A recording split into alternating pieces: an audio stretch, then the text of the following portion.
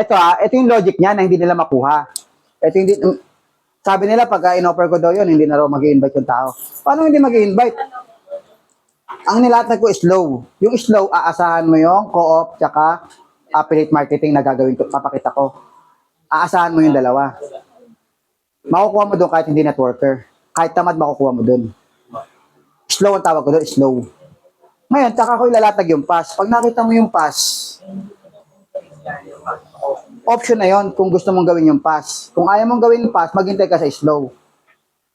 Pero pag nakita mo yung kitaan ng pass, siyempre may engganyo ka rin sa pass. Tapos, sasabihin ko ngayon sa invite ko, bakit ba ayaw mag-invite? Kasi nga mahirap. Anong mahirap? Ayaw ng tao yun eh. Ano yung ayaw ng tao? Yung mag-networking, i-opera mo ba ng networking? Ano ba i-offer natin? Yung slow. May networking ba sa slow? Wala. Pantamad ba yung slow? Oo. Oh. Sa tingin mo, hindi sasali yung mga tamad? Pantamad pala yun. Siyempre, kung susumali ng mga tao, yung mga ganyan. O di, ngayon, sa tingin mo, papapasali natin yan kung yun ang ilalatag natin, di ba? Oo. Kaya mong kumuha? Oo, marami. Maraming may gusto niyan. O di kunin mo. Mahirapan ba sila? Kung yan din ang ilalatag nila? Hindi rin. Bakit? Kung ano naramdaman mo, mararamdaman din ng invite nila. Ano naramdaman mo? Nakikita ka sa slow. Kahit wala kang invite. O di, mapapasabi mo. Yung mga tamad. O, halimbawa, kaya ka nga sumali kasi tamad ka. O, may kilala ka bang mga tamad? Ang dami, 99% po tamad. O, di mas marami tayong market ngayon, tamad. Ang daming market ng tamad eh.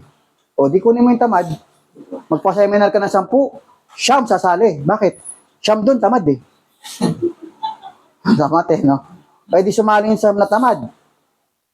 O, pagsali ng tamad, tanong mo sa kanila kung may kakilala sila mga tamad. Madami rin. O, sabihin mo, kumuha sila tagi 10. Ay, sobra-sobra pa. O, di, sumali. Kasi gustong kumita ng walang gagawin eh. O, di sumali. O, dumami ngayon yung tamad. Nakabuo ka ng network ng tamad. Dating doon sa may event, diamond ka, nagsisigawan yung mga tao mo, puro tamad. Team Tamad Achievers! Woo! Mga Team Tamad! Woo! Team Tamad! Kayo pinakamarami. Oh, kayo pinakamarami doon. Kalahati ng venue, nasakop nyo. Mga Team Tamad, buo, lahat yan, no? Ang grupo.